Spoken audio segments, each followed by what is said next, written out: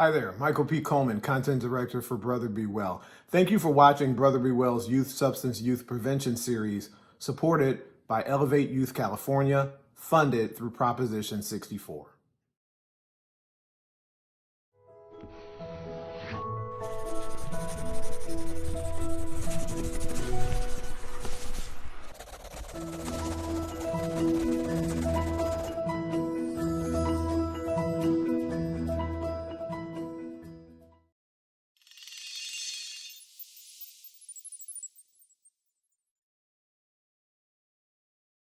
We came together today. We're talking about harm reduction, and it's a topic that came up this summer. We had a whole session dedicated to it during our Youth Substance Use Academy here at Brother Be Well. Four of the young men on the screen right now were of the seven that went through that final academy with us, that full academy over the summer. And I remember talking about harm reduction, and as controversial as it is in the literature, it's equally controversial when you bring a group of brothers together. There are a lot of different opinions about it. So I thought we'd try to replicate a little bit of that today and stick around and enjoy some of the conversation. One of the people that we're talking with today is Joseph Mealy. He's one of our clinical advisors. He was with us over the summer. He worked with the young man. Hey, Joseph, what's up? How you doing? I'm doing really good. Good to see you again. Why don't you set the stage for us and for somebody listening and watching right now? They don't know what harm reduction is. Why don't you tell us what it is before we start to mix it up? Absolutely. Harm reduction it's an evidence-based approach to engaging people that are using drugs, and it's equipping them with the tools and the things needed to help them make positive changes in their life. So ultimately, what harm reduction is, just kind of in simple terms, is it's designed to reduce the risk of what drug use is exposing someone to. So, for example, if someone's using needles and they're exposing themselves to much higher risks, such as HIV or other transmitted infections, the idea is, how can we approach this person to help them reduce the risks that they're being exposed to? Now, it may not necessarily mean that they're going to stop using drugs, but the idea is to help them reduce the risk that the drug use is exposing them to. And I appreciate the way you use drugs in a more generic way, Joseph, because not giving you a heads up. Just before we got together today, Joel, you asked a really good question. And I remember that question coming up over the summer. If you mind repeating it, you asked a question about, are we talking about a different drug or the same drug in the treatment of somebody who's addicted? Yeah, so the two questions I had asked was whether if harm reduction is, you know, slowly giving a substance that is someone is addicted to little by little so they can slowly come off of it. And the other question was, are we going to replace that substance with another drug that will be administered from like pharmacies and stuff like that from doctors? Yeah, and I thought it was a great question. I don't know what you think about that, Joseph, because I think for a lot of people, weaning you off of something, the closest example I have is a lot of people. I know it's not a hard drug, but a lot of people are, deal with a caffeine dependence, and people will tell you they can't even. I've heard, we all probably know them. I can't even get started in the morning without a cup of coffee. Well, you probably can, and some of it's psychological, but part of it's physical, and you're dependent on that little piece of that little chemical to get you rolling. So the closest I have to compare it to that, and I remember giving up caffeine, and I wish I'd have known about harm reduction. I'd have done a little half and half decaf or whatever. I went cold turkey, and I went through several days of headaches and I wasn't feeling quite myself. So I can imagine, if we're talking about something quite a bit stronger than caffeine, somebody could really get into trouble if you rip it away from them altogether. Joseph, no? Yeah, absolutely. And I like to share some examples of a couple of different types of harm reduction. So one example that you may see out in your community is some of these outpatient treatment centers that provide medication-assisted treatment. So imagine someone has an opioid use disorder, and the withdrawal symptoms we know are pretty terrible. Now, one of the harm reduction strategies that's employed is providing them with medication that acts in a way as what the opioid would without the high, and it, ultimately reducing their risk to continuing, more dangerous types of drug use. So What that is used to is to help supplement or reduce the risk of withdrawal while limiting their exposure to continued drug use. Another example, maybe less risky, but also an idea of reducing harm, is, for example, I work at a high school and with a lot of high school students, and right now we're seeing tons of vaping all over campus and throughout many of the high schools in California. And a harm reduction strategy employed for them is they're exposing risk to, you know, disciplinary action, getting ultimately up to expulsion if they continue drug use at school. So a harm reduction strategy for them may be, how do we limit those risks by figuring out ways to maybe not smoke at school? Because many of them may not want to quit smoking, but if we could reduce the risks of creating more problems, such as academically or having to get expelled from school, then a strategy might be to learn how they could continue smoking essentially without the risk of getting in trouble at school. I know it sounds crazy, but again, it's a harm reduction strategy that's employed at that level. No, it doesn't sound crazy at all. I appreciate you sharing it. Let's pull the youth in. Let's pull our young people in that are with us today. Michael, Jayson, Joel, Erick. Any one of you want to start us out? Joel already got us rolling, but so maybe one of the other three. What are your thoughts about some of this harm reduction stuff? I've got a question, Joseph, about what you just raised, but I want to let our youth talk. This is a youth speak, so let's bring them in. What are y'all thinking? Let's start with maybe Michael. To me, it's an interesting concept to think of, kind of cutting back on drugs, by almost taking that same drug, but just a little bit less. But I think if it's effective, and I feel like the most important thing is that you limit those extremes with drug abuse, and those extremes is, hurting others or hurting yourself. And so if this type of method is going to kind of combat that and help with someone's addiction to where, they slowly get off of it to where they can become, independent from the drug. I feel like, if it's a real good method that works for a lot of people, then I say, why not try it out? Why not put it to use? Yeah, why not give it a shot? Great question. Why not? Jayson, what are you thinking? So far, do you agree, disagree? I agree with as far as weaning someone off of a drug, because I've never been through withdrawals myself, but I know that it's brutal, and I know people have died from withdrawals, and they go through crazy extreme conditions. But as far as enabling, not so in that favor of it. As far as giving them a safe place or giving them safe needles or safe pipes, I'm not really in that favor. Mm-hmm. Jayson, before I go to Erick, I want to ask him what he's thinking. You just said you've not dealt with withdrawal, but you know it's brutal. Do you know it's brutal because of personal experience or watching friends or people go through it? Or are you referring maybe to some of the stuff we talked about during the Substance Use Academy over the summer? I'm just curious. I mean, both. The things that we've talked about over the summer, and then just knowing people. I know it happens a lot when people get arrested and they go from being on the street every day doing drugs to now they're behind the wall, and now they're throwing up multiple times a day. They're just having the chills, and it's 100 degrees. They're just dehydrated. It's just, it could cause death. Yeah. Erick, I'm gonna give you another minute or two to get your thoughts together, because now Jayson's really knocking on the door of the question that I had. Joseph, back to you. Jayson just talked about that person on the street that's dealing with addiction, and then they get arrested, and suddenly they go from high all the time to not at all having that substance. And that prompted me to rethink a question that came to me earlier. Is harm reduction generally directed to people that aren't already accessing substance use services? Is that how it develops? Because it seemed to me if you were already in a more formal recovery program, harm reduction might be a little too controversial, and maybe I don't know how much science is there, how much data is there to support it. So it occurred to me that maybe it was designed for somebody who was not accessing services altogether. And I'm just curious. Well, it's really used for both.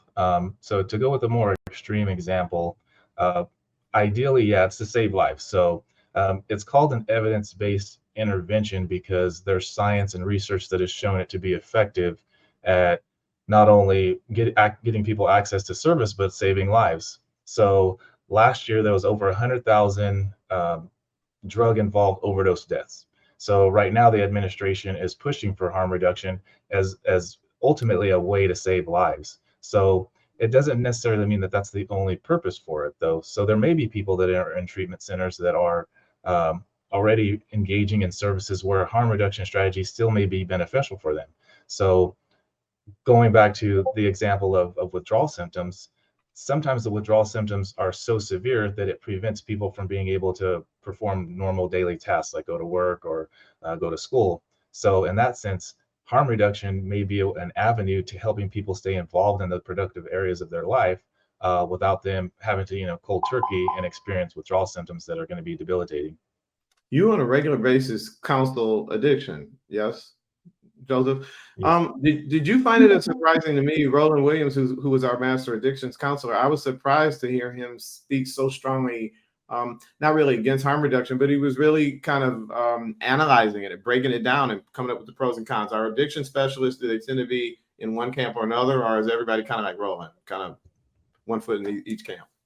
Yeah, it's really a mix. And I think a lot of it is based off of experience and the more pros and cons you experience on each side. I think that really kind of drives people to push folks towards one way or the other. I would say the overall consensus is whatever works for people.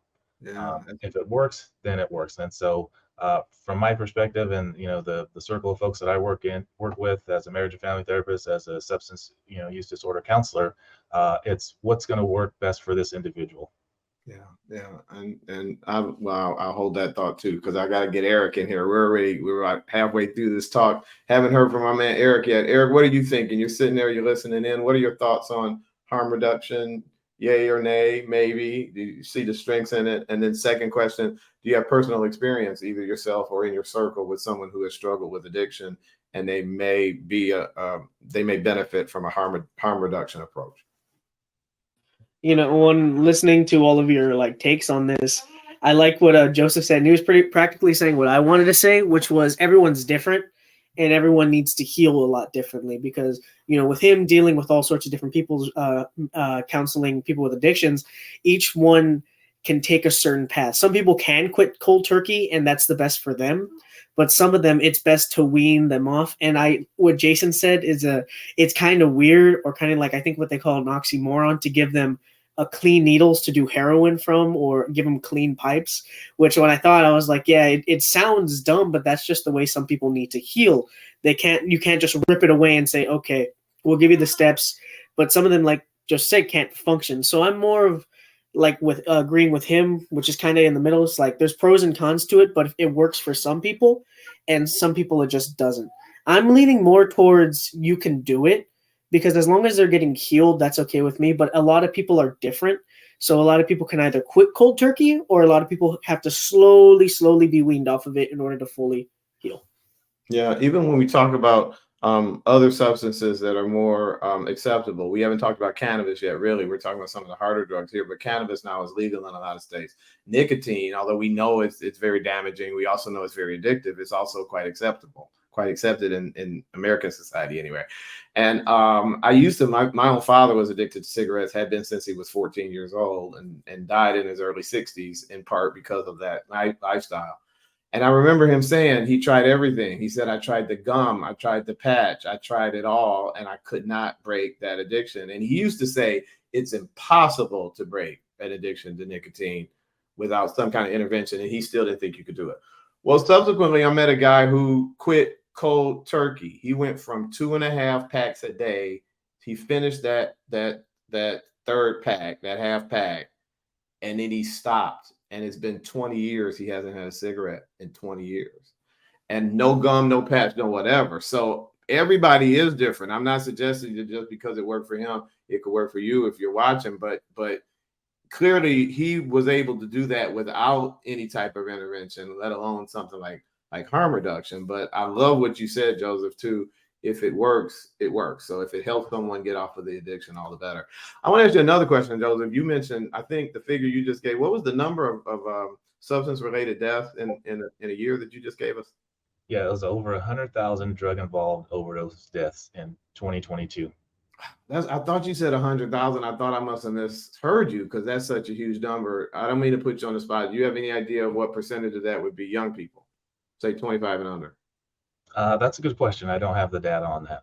Don't have that, but a good subset of it would be young people, I would say, that are dying of substance addiction. And so we gotta, and I can understand harm reduction as it relates to youth, because even when I was thinking about giving someone who's addicted to drugs the same drug or another drug, I wasn't even adding the added layer of young people to that. And a lot of times people maybe Meyer your age, or let's just say a little older, Joseph, we're really protective of our young people. So you don't want to think about introducing them to a new substance, even if there's a hope that it might, at least for me, I'm not a clinician, I'm not a doctor. It would be scary to me for someone who's on one substance to give them something else, but you don't know, like we said, everybody's different. How are they going to react to that one? But I guess as long as they're under some kind of medical supervision, it's okay. Yeah, and to speak to the medication assisted piece of it, it's usually for people that are 18 and over. It's really in somewhat rare cases where there's like a drug replacement for youth. So you don't see that too often. It would have to be typically we only see that in like severe opioid use disorder if they're under 18, where they may get authorized by a provider to have a replacement therapy like a buprenorphine or something like that. But for the most part, the strategy for youth with any substance is a harm reduction or abstinence model. Yeah. I want to go back to our youth really quickly before we run out of time. We talked a little bit about these substances and asked a general question about your personal experience, but I want to know, Brother Be Well's a safe space. You can say anything here, no judgment at all. I'm just curious about, have either of the three of you at least tried, four of you, let me see if I can get my math right. If either of the four of you, have you tried a potentially addictive, lethal substance? And if so, what is it? Let's start with Michael, maybe. I haven't tried any like crazy addictive drug or anything.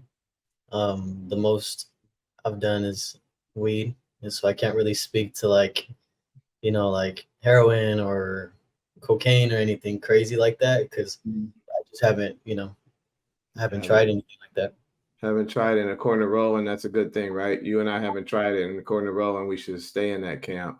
What about you, Eric? Have you tried anything? And let me just say to people watching, I know everybody I'm asking this question to is in that over 18 group that Joseph just told us about. So I'm not asking minors about this question. I know they look really young, but all of them are over 18. Eric, how about you? What's the most addictive substance that you've tried? For me, I've been fortunate enough to sort of stay away from that. I have been offered it, not really addictive substances, but I have offered substances in the past. But in terms of me, I've stayed clean, but I know that it is kind of like a stain on my like family, I'd say. Like my mom has told me stories, of course, of some family members. I think it was up towards, I don't know if it was amphetamines and cocaine, but I think those were the two. And as to whether they're still doing it in secret or still doing anything else, I'm not sure. But yeah, I've just heard stories of that, and I think it was not good. But me myself, I've been fortunate enough not to take anything. Yeah, good for you. Good for you. How about you, Jayson? How's life going? And have you had I don't want to say opportunity. I guess that's the best way to put it. Have you had an opportunity to try one of these substances we've been talking about, potentially addictive one? Well, I mean, if you would ask me this before we did our 10-week program, I would have said no. But after speaking with Roland multiple times, I think I would say yeah. And not addicting or that chemically altering or addictive substance would be alcohol. Mm-hmm. I've never considered myself addictive, but I have fell into the trap of alcohol. I'm glad. Thank you for sharing that. And thank you for reminding me too. We don't think of alcohol. That's another one that's much more accepted much more acceptable in social settings. And I'm gonna take back part of what I said earlier. I walked a line. I came very, very close 20 years ago to being an alcoholic, to being addicted to alcohol. Jack Daniels was my second choice, and luckily I managed to get off of that without a Roland Williams. So it's good to hear that Roland can. If I'd have known Roland, I'd have put that bottle of Jack down, and that'd have been the end of that back then. But now I'm remembering it is really addictive, and I found myself using alcohol to weather hard days and hard times. I had a reasonably challenging day to day, and back in the day, if I hadn't had this video to look forward to, I'd have ended today with a shot of Jack, and it just became second nature to me. I'm just taking this to chill out, and I didn't really realize that I was getting myself closer and closer to addiction. So thanks for that reminder, Jayson. That's another one. How about you, Joel? Yeah, so for me, I've never really tried like anything too crazy. I've smoked marijuana before. Um, that was, I was a heavy smoker in high school at some point, and then, I'm glad I stopped. I haven't smoked for a while now, and I think there was a little bit of like, where I would heavy smoke and then go like a day without smoking. I would get a little bit irritated or like feel like I would need to smoke just to get through certain tasks or like just to go to work. And then, it became a thing to where I was like, I can't do this anymore. But overall, it was easy to stop like cold turkey. And it definitely depends the environment you're in and your mental state of mind and overall who supports you. For like hard drugs and stuff, like I have family members that,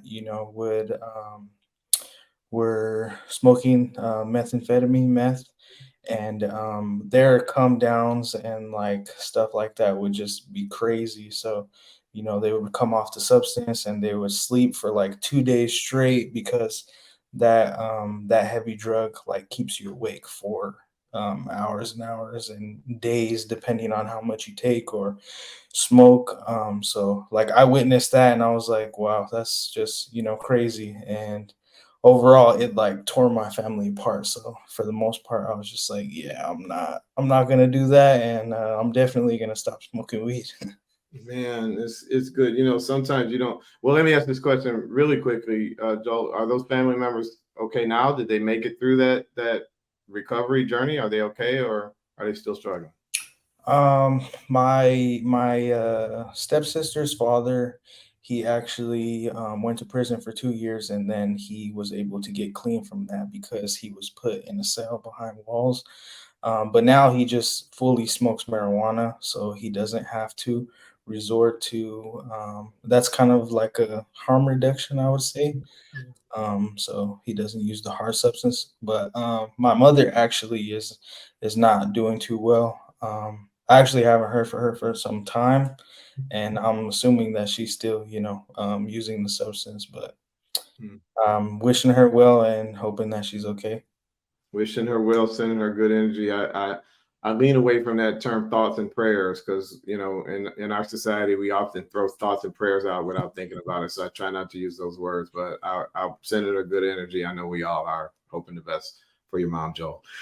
We're Thank just you. about out of time. No worries, man. We're just about out of time. I want to have I like to do like closing thoughts, maybe 30 seconds apiece. Just what are your general thoughts about it's an interesting kind of cross-generational topic. So I think it's interesting. We're almost all in agreement. I think maybe we don't need, or will we all be in agreement? Maybe everybody can nod. Do we all agree with brother who said it about everybody's different? I think that was Joel who said that first. And then Joseph said whatever works. Would everybody agree that that's the bottom line on harm reduction, that it's controversial? But if it works, it works. And the bottom line is, as we learned from Roland Williams, we got to get our brothers and sisters, but this is brotherly well, we got to get those brothers off of those hard substances for sure. There was a time, Joel, when I would have said, I'm not proud of it, but there was a time when if you'd have said to me, somebody was taking marijuana, I had a little judgment. I grew up in a house where, my mother, believe it or not, my father was an addict. My mother was a teetotaler. So any substance at all, and she would like lean away, and there was a little judgment attached to that. And when I was a very young man, I carried some of that with me, and I just had to educate myself and get a little smarter about that. So I know hopefully there aren't too many like people like that around, but people might be watching this with, a different way of thinking about harm reduction, and we need to just throw that out because whatever works works. Yes. Definitely. All right, man. Listen, we're out of time. We're not almost out of time. I appreciate y'all taking some time out to talk about harm reduction. 4 of our youth: Michael Betlach, Jayson Jones, Joe Swazo, and Erick Gonzales. Thanks a lot, guys. We'll talk to you next time. And also, we got Joseph Mealy, our clinician, mental health clinician with HearYou.org. Thanks a lot, Joseph. And thank you for checking this video out. This has been one of our You Speak, one in our You Speak series. If you enjoyed it and listening to what our young people had to say, go to brotherbewell.com. There's a series of You Speaks, a series of all kinds of other videos, audio podcasts, print pieces, all on a variety of behavioral health topics, all designed to help you be well. Check it all out at brotherbewell.com. We're a membership supported service. Join for free right now. While you're there, give us your email address, sign up for our blog, and then when conversations just like this one go live, you'll be among the first to hear about it. So check it all out at brotherbewell.com. My name is Michael P. Coleman, content director for Brother Be Well. I want to thank you for checking out this video and look forward to talking to you next time. And until that next time, take great care of yourself and take great care of somebody else. Till next time, bye-bye. Hi, my name is Isaiah Cobb. I'm 19 years old, and I'm from Sacramento, California, and currently I'm in college majoring in electrical engineering. And this Brother Be Well's program has had a great impact on me.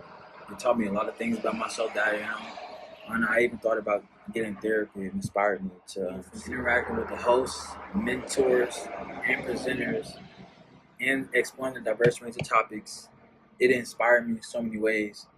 And I believe it has challenged me to question my assumptions and see how continuous improvement. I believe I've been pushed beyond my comfort zone, and I believe this program has equipped me with resilience to face adversity and embrace change. And I'm forever grateful for this opportunity to be part of the Brother Be Well program, and I will continue to improve and seek more knowledge. Hello, good afternoon, Brother Be Well. My name is Axel Funes. I'm 24 years old. I am from Sacramento, California, and I just wanted to come here to say thank you to everyone, to all of the mentors that have been part of the program. The Summer Academy has been amazing. We have talked about so many topics ranging from healthy habits to things like mental health, depression, between others. All this has been very helpful. You don't really see programs like this where men can uh, get together, talk about things without any judgment, without all that machismo, without the man box being around us. This is somewhere where we can feel comfortable. We can talk about things that are happening in our lives, past experiences, and that's also something very helpful for all of the people participating in this program too, because the mentors, they have experience in the field, experience in whatever topic we are talking about, which makes it a lot more understandable and makes it more meaningful for us, because getting it from someone who already went through all of this makes it more impactful to our lives, and for us to believe it more, and for us to see that there's hope, that there's chance for us to grow bigger, stronger, and like gain more knowledge than the one that we already have.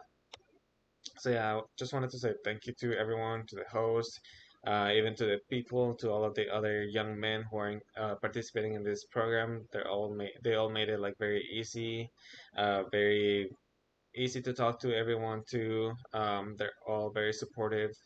Uh, Everything is just amazing. So thank you. Hope to see more of this program in the future, because our youth, our men, they do need it.